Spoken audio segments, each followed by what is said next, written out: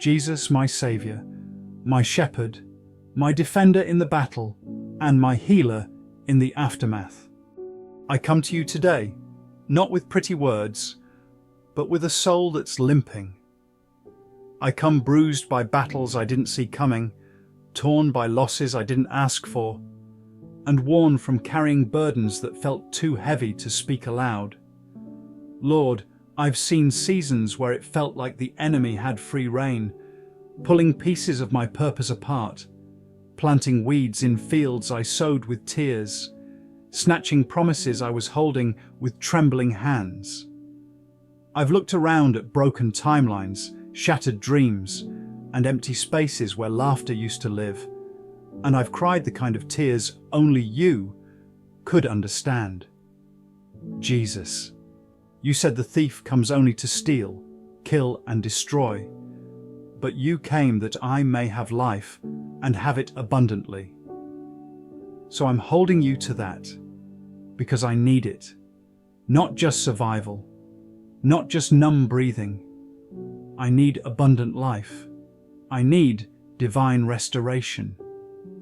I lay it all before you, the missed moments, the closed doors, the fractured relationships, the forgotten hopes, the seasons I wasted trying to fix things you never asked me to carry, the time I lost walking in circles of fear, doubt, or distraction, the identity I let the world define, the voice I let shame silence. I give you the ashes, and I ask you to breathe over them.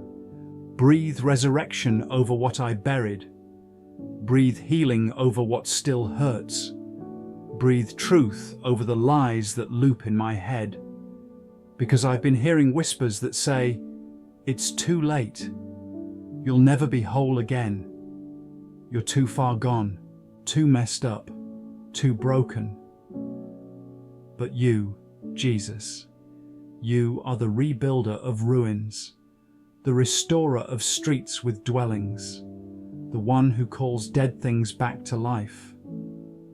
So I ask you now, Jesus, restore what the enemy tried to steal. Restore my joy, not just surface-level smiles, but deep, anchored joy that no storm can drown. Restore my peace, peace that guards my heart and mind, peace that doesn't make sense but makes me whole. Restore my time, redeem the days I thought were wasted, and help me walk with wisdom in the time I have now. Restore my identity. Remind me who I am in you, not who life tried to make me, not who pain tried to label me, but who you handcrafted me to be. Restore my faith, not just belief in what you can do, but bold confidence in who you are, even in silence, even in delay, even in the dark. Restore my voice because I've been quiet too long, agreeing with shame, bowing to fear. But today I declare, no more. You gave me a voice for worship, for war, for witness, and I want it back.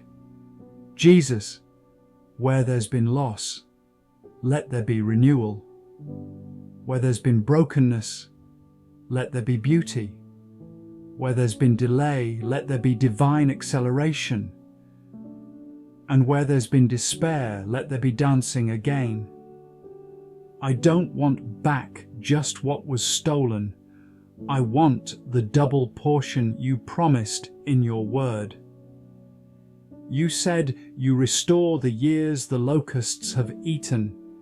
You said you turn mourning into gladness.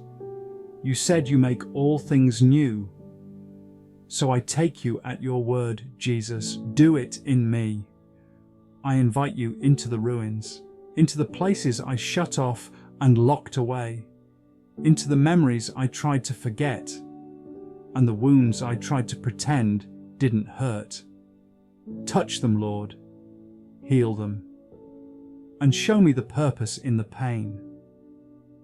If it's not too late for Lazarus, then it's not too late for me.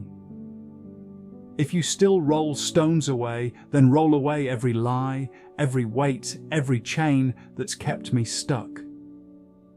Breathe on these dry bones, raise what the enemy thought was finished, speak life over what I thought was gone. And Jesus, when you do it, let it be so evident that it was you, so unmistakable that it was grace, so undeniable that it becomes a testimony, a light for others still sitting in the ashes. You are the God of restoration. And today, I trust you not just to comfort me, but to restore me. Isaiah 55 verses 10 to 11 says, "As the rain and the snow come down from heaven and do not return without watering the earth, so is my word that goes out from my mouth. It will not return to me empty, but will accomplish what I desire." That means if God spoke life over you, if He planted purpose in you, if He whispered dreams into your spirit in the dark of night, then it is not over. No matter what the enemy did, no matter how deep the wound, no matter how dry the soil, His word still works, even in ruined fields. Because where the enemy tried to choke you with thorns, God says, "Watch the juniper grow." Where the world saw only briars and barrenness, God says, "I'll plant a myrtle." That's not just recovery, that's redemption. That's not just getting back what was lost. That's getting back more than what was taken. But let's be honest, restoration doesn't always look like reversal. Sometimes God doesn't give you back what was. He gives you back better. Because sometimes the thing the enemy stole was too small for the version of you God is raising. Sometimes the door that closed wasn't theft, it was mercy. But the enemy will twist it. Make it look like you failed. Make it feel like you're forgotten. He'll drag your past in front of your present and say, "You had your chance." God's not going to bless that mess. You think He's still listening. But God responds with a voice like fire. "I have heard you. I have seen you. I have not forgotten what I promised you." Look at Elizabeth, barren for years. No child, no hope, no answer. Her name meant God's promise, but her life looked like God forgot. But in Luke chapter 1, the angel shows up and says, "Your prayer has been heard." Not just answered, heard. Even when she thought it was too late. Even when her womb was closed and her heart was tired. Even when people whispered behind her back, she must have done something wrong. God was listening. And at the right time, He said, "Now I'll restore your name. Now I'll restore your joy. Now I'll give you the fruit that was always yours." So hear me, friend. God has a timing that makes the enemy tremble. The enemy is terrified of what you'll become when God restores you. Because the trial didn't break you, it built you. The loss didn't define you, it refined you. And the pain that tried to bury you is the same soil where resurrection is rising. Isaiah 61 verse 7 says, "Instead of your shame, you will receive a double portion. Everlasting joy will be yours. Double for your trouble. Joy instead of disgrace. A future where there was only fragments. Because our God is a restoring God. And when He restores, it's not subtle. He does it in such a way that even your enemies have to say, "That had to be God." Some of you have been weeping over tombs like Mary Magdalene, weeping over what you thought was dead. You stood in the graveyard of what could have been, weeping over ministry you lost, friendships that crumbled, hope that never returned. And you thought, this is it. Jesus is gone. It's over. But then he calls your name. Just like in John 20, verse 16. Jesus said to her, Mary. She turned and cried out, Rabboni. He didn't give her a sermon. He gave her a name. Because when God restores, he personalizes it. He doesn't just restore things, he restores you. Let's talk about the persistent widow in Luke 18. She kept knocking, kept praying, kept pleading. And Jesus says, will not God bring about justice for his chosen ones who cry out to him day and night? God sees the injustice. He sees what the enemy stole. He sees the sleepless nights, the prayers with no words, the battle behind your smile. And he promises justice. Not maybe, not someday. He will see that you get justice, and quickly. But here's the hard part. The enemy doesn't just steal stuff. He tries to steal your confidence. He wants you to believe it's your fault. That if you were more faithful, this wouldn't have happened. That if you prayed harder, they wouldn't have left. That if you were truly chosen, you wouldn't feel so broken. But that's not God's voice. That's shame speaking. That's the serpent in Eden still trying to twist God's intentions. But hear me. Shame may speak loud, but it has no authority. Because when Jesus went to the cross, he took the shame and the loss. He took the tears and the trauma. He took every stolen thing and he broke the curse over it. So don't you dare stay in mourning for what God is getting ready to resurrect. Can I remind you what Joel 2 verse 25 says? I will restore to you the years that the locust has eaten. The years. Not just the moments, not just the memories. The years. That means all the time you thought was wasted. God says, watch what I do with it.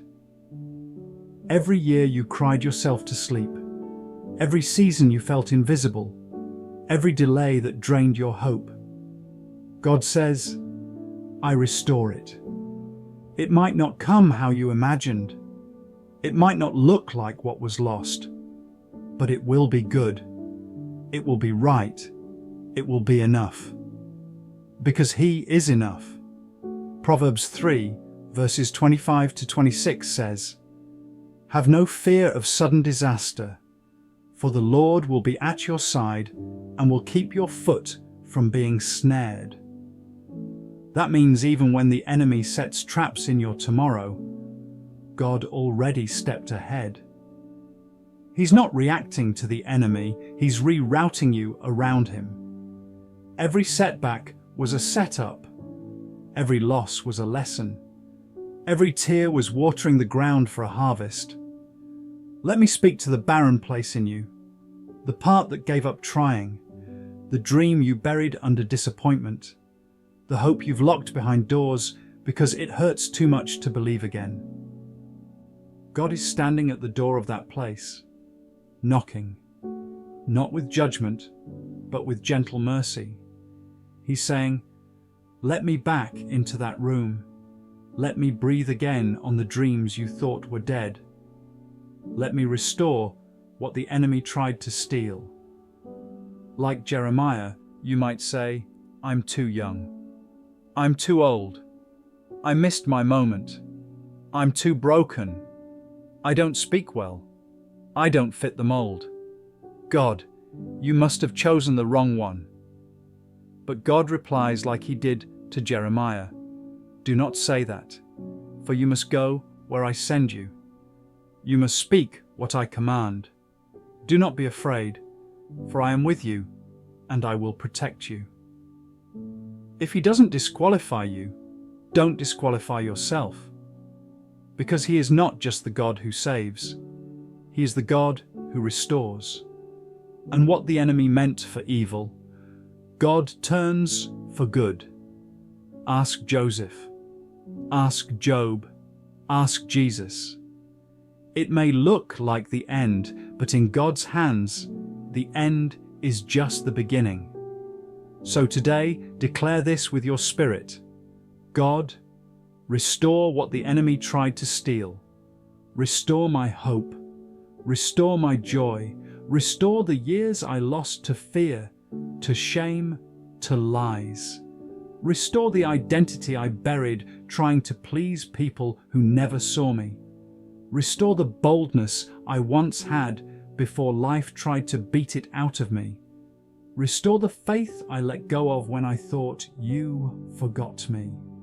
You didn't forget. You were just working underground. You were setting the stage. And now, like rain on dry soil, your word is watering again. Your promise is blooming again. Your grace is bringing green out of my brown places again. Because you are faithful. And what you start, you finish. Let's pray.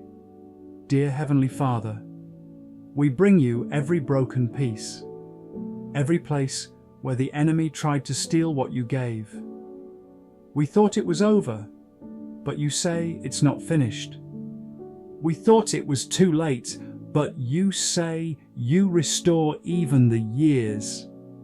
So today we trade shame for honor, fear for faith, loss for legacy. We trust that what was sown in tears will bloom in joy, and where the enemy tried to choke us with thorns, you are planting something eternal. We believe again. We hope again. We say yes again. In Jesus' name, amen. If this spoke to you, like, comment, and subscribe. Drop a "Restore me, Lord" in the comments if you're claiming this word. And if you need prayer, leave your request below. We're standing with you. God restores. Every time. All the way. Don't just watch. Believe again.